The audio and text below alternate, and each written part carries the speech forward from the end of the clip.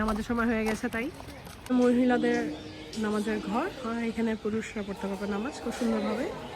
সময় হয়ে গেলে এখানে চলে আসতে পারবেন নামাজ পড়ার জন্য। Hi friends, welcome to my another blog. আমি এখানে ওয়েট করছি, ভিতরে গিয়েছে নামাজ পড়তে। আমার ছোটো ছেলে আবার উঠে করে নিল, নামাজের জন্য রেডি হচ্ছে। আর বড় ভাইরা নামাজ পড়া শুরু করে দিয়েছে। আসরের এরপর সবাই মিলে নামাজ টামাজ শেষ করে আমরা উট পাখির কাছে চলে আসলাম। আসলে এই অনেক দৌড়ে দৌড়ায়। হ্যাঁ, আমার একটা গেম আছে, এত জোরে দৌড়ায় এই উট পাখিগুলোর মধ্যে সবচেয়ে বিগেস্ট পাখি এবং এদের ডিমগুলো অনেক বড় হয়ে থাকে। ওদের ডিমগুলোর ওয়েট হচ্ছে 1.4 KG, which is very big. এবং এখানকার পাখিগুলা যেগুলো দেখতে পাচ্ছেন ব্ল্যাক, এগুলো হচ্ছে ছেলে পাখি। আর অ্যাশ পাখি যেগুলো, সেগুলো হচ্ছে মেয়ে পাখি। আর মেয়ে পাখিগুলো অ্যাশ আর ব্রাউন হয়ে থাকে। এদেরকে বেশিরভাগ ডেজার্ট এলাকায় পাওয়া যায়, যেমন কি আফ্রিকাতে। এরা কিন্তু উড়তে পারে না, বাট এরা অনেক ফাস্ট রানার, অনেক জোরে দৌড়াতে পারে। এদের পাগুলো 2 আঙ্গুলের, তাই এরা অনেক ফাস্ট দৌড়াতে পারে।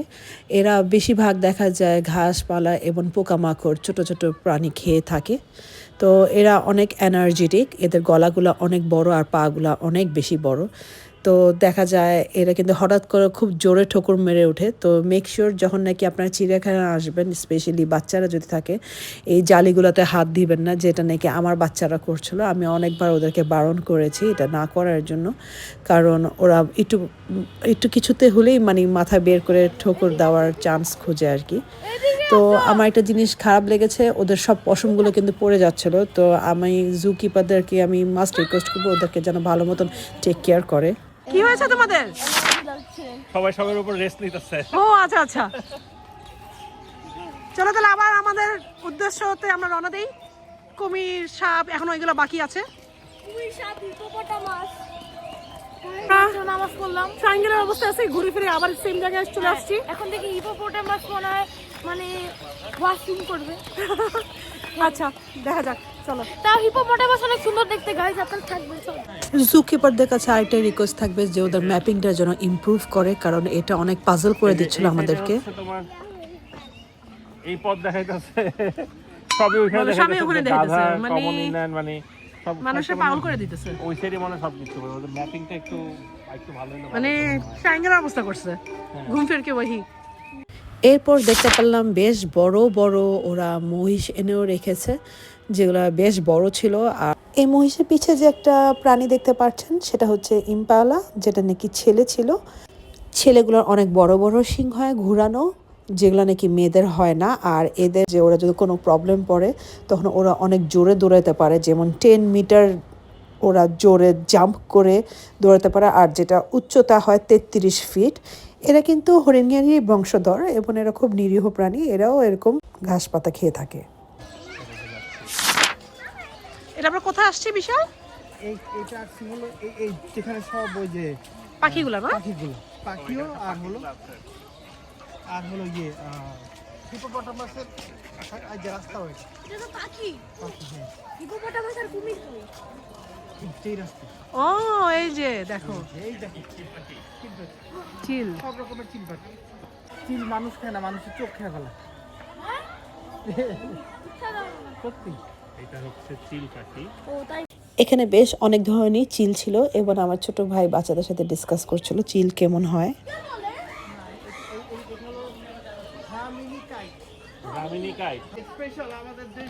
এটা হচ্ছে ব্রাহ্মিনী কাঠ, যেটা নাকি শঙ্খচিল। এত সুন্দর ছিল, এত বিউটিফুল ছিল বরাবরে। আমার ভাই খুব মজা করছিল। এগুলো খুবই সুন্দর পাখিগুলা। এগুলো সাধারণত আমাদের দেশেই পাওয়া যায়, বাংলাদেশ, ইন্ডিয়া, শ্রীলঙ্কা। এগুলো দেশীয় পাখি। সাদা কাক। কি আছে? কি আছে? হোয়াইট কাক। ও এত স্পেশাল কি ওকে বন্ধ করে রাখা? আরে দেখছেন ও ওয়ালটা কয়টা আছে? খুব কম মানুষ। ফার্স্ট সাদা কাক দেখছি।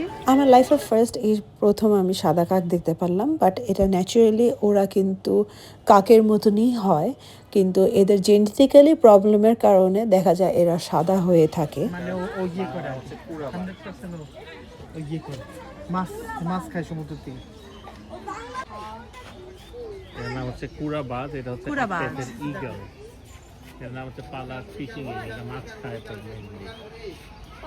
এরপর আমরা তিলাবাজ পাখিটার কাছে চলে আসলাম, যেগুলো নাকি আরেকটা ঈগল, আরেক ধরনের। তো এখানে বেশ অনেকগুলোই রাখা ছিল। এগুলো সাপ টাপ, তারপরে রেপটাইলস হাবি জাবি খেয়ে থাকে, এগুলো পাহাড়ি অঞ্চলে থাকে, এগুলো দেশীয়। তো এখানে অনেকগুলোই ছিল। পরে দেখি এখানে আবার একটু ডিফারেন্ট ঈগল। এখানে বেশিরভাগ সব চিল পাখিই ছিল। এরপরে এসে দেখি এই সাইডের অনেক বিউটিফুল একটা ভিউ। আমার ছেলে দেখে পুরো পাখির মতন উড়ে বেড়ানোর একটা পোজ নিয়ে নিল আর বলল টাইটানিকের পোজ নিবেও। এরপর আমাকে বলল তার ভিডিও নেওয়ার জন্য। মানে এত বিউটিফুল জায়গাটা বলার বাইরে, তাই না বলো তো? বাস আমার স্টোরি শেষ। তোমার ফটো দিছি। সেই সুন্দর জায়গাটা, সেই সুন্দর। আমি বলবো বাংলাদেশের চিড়িয়াখানা সত্যি অনেক সুন্দর। যদি এখানকার জু কিপারটা আর একটু সুন্দর মেনটেনেন্স করে তাহলে এটা আরো সুন্দর হবে। এরপর আমরা হিপোপোটামাস দেখতে চলে আসলাম, যেটা নাকি অর্ধেক পানিতে ভেসেছিল। এটা আরেকটার নাম হচ্ছে হেপ। এদের বডিটাকে কুল করার জন্য এরা পানির ভিতরে ডুবে থাকে। পটি করবে, পটি করবে। ঠিক না বলছি গাইজ আমি? এই যে একটা উঠছেই দেখো। এই গাইজ একটা উঠে গেছে। আসতেছে আসতেছে আসতেছে। ও যদি বাইর হয় একদম পটি করলে কি দৌড় দিব? এই বাহ নাইস। এই যে দলহস্তি। আমার ছোট ছেলে খালি ওর পটির কথা বলছিল, কারণ এটা যখন টয়লেট করে তো দেখা যায় এটা খুব বুম ব্লাস্টের মতো টয়লেট করে, সবখানে ছড়িয়ে ছিটে আর কি এটা টয়লেট করে। আর এটা খুব স্ট্রংগেস্ট প্রাণী। এরা কিন্তু বেশিরভাগ পানিতেই থাকে, আর পানি থেকে উঠে এসে দেখা যায় এরা ঘাস ঘুষি খায়। এরা পানিতে থাকার কারণ হচ্ছে তাদের বডিটাকে কুল রাখার জন্য এরা পানিতে থাকে। আর ওদের যদি একবার মেজাজ গরম হয় তো তাহলে তো খবর আছে, এরা সব মানে একাই সব কিছু দেখা যাবে ভেঙে টেঙে চুরমার করে দিতে পারে। ওদেরকে সব মাসেল না, জলশিখায় কোনো ফ্যাট নাই, না পুরা মাসেল। পুরা মাসল। জলহস্তি দেখলে মনে হয় এটা পুরাটা ফ্যাট, কিন্তু আসলে ফ্যাট না, পুরাটা হলো মাসল। ফুল ওয়েট। তোমার মাসলের শো করো তো। এরকম জটিল, হ্যাঁ, আস্তে আস্তে করে এত বড় শরীরটা নিয়ে এসে হাঁটতেছে যে মানে জটিল একটা, এবং সে এখন আস্তে আস্তে আস্তে করে একটা অ্যাঙ্গেল করে পানিতে নামবে। একটু আগে পানি থেকে উঠে দেখছি, এই যে এখন সে একটা অ্যাঙ্গেলে এই যে পানির মধ্যে আবার নেমে যাচ্ছে। হ্যাঁ, ভাই ডিসকাস করছিল, তো ভালোই লাগলো যে সে সুন্দর করে পানির থেকে তাকে উঠতে দেখলাম। এখন সুন্দর করে সে আবার পানিতে চলে যাচ্ছে। তো আমাদের সবাই জলহস্তিকে দেখে আমরা মজাই পেলাম, এনজয় করলাম। যাক, ওরা ভালোই আছে ইনশাল্লাহ। অনেকগুলোই জলহস্তি আছে এখানে। সে পানি থেকে পানির মধ্যে ঢুকে গেল।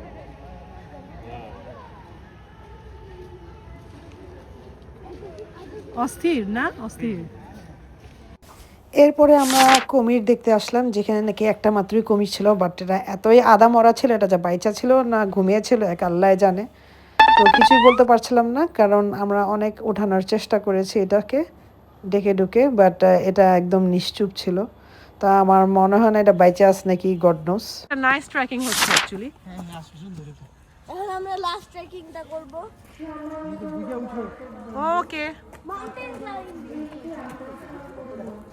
তো এইভাবে বুঝে আপনারা আসবেন।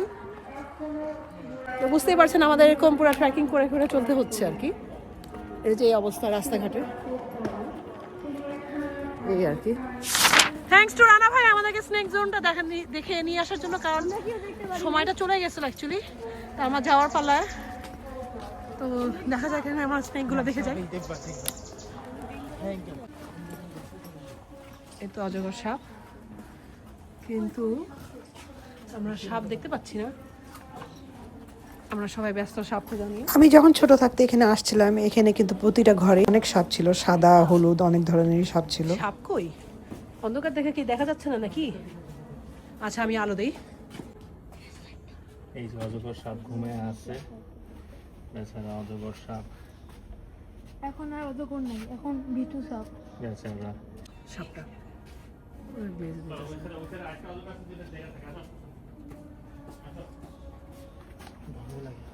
পুরাটা পুরোটা বান্দরের জোন না? এই যে এটা পুরোটা হচ্ছে বান্দরের জোন। আমরা বান্ধব দেখে আমাদের শেষ। বিদায় নেওয়া পালা। এখন আমরা চিড়িয়াখানা থেকে বের হয়ে যাচ্ছি। হ্যাঁ, সব আমাদের সব ডান না মাশাআল্লাহ, দেখা অলমোস্ট ছোট ছোট পাখি দেখি ছিল এগুলো। Subscribe to Mitali's World. Please, please Toki Mick and Rabbi Rafal. টকি মেক, অবশ্যই টকি মেক, TALKYMMEK। আর Rabbi Rafal, RABBI। তোমারটা বলো। মিশন এক্সপ্লোরিং মাস্ট বি, আর টকি মেক, Mitali's world must be. Okay okay okay. মামা ওদেরকে কিনে দিচ্ছে। কি কিনে দিল? থ্যাংক ইউ বলো মামাকে। সারা জন্য নিছো?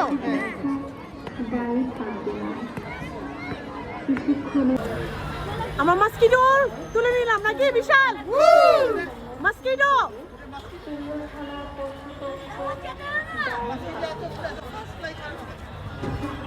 ফ্লাইজ হবে, ফ্লাইজ। আমাদের চিড়িয়াখানার মানে ট্রিপটা এখানেই শেষ করব। তো কুমির দেখা শেষ হলো, যেহেতু আলু চলে শেষ হয়ে যাচ্ছে আলু। তো আমাদের এখানে ট্রিপটা শেষ করি আমরা। আমাদের খুবই ভালো লেগেছে। আমার ভাইও ব্লগিং করছে, প্রিয় ভাই ব্লগিং করছে, বাচ্চাদেরকে নিয়ে আসছি। তো অবশ্যই আমার চ্যানেলটাকে সাবস্ক্রাইব করবেন, লাইক কমেন্টস দিতে ভুলবেন না। যদি ভালো লাগে অবশ্যই শেয়ার করবেন, আমার পাশে থাকবেন আপনারা। আপনাদের ভালোবাসা আমাদের অনেক অনেক দরকার। Thank you so much video দেখার জন্য, পাশে থাকার জন্য। Take care, by. আল্লাহ হাফেজ।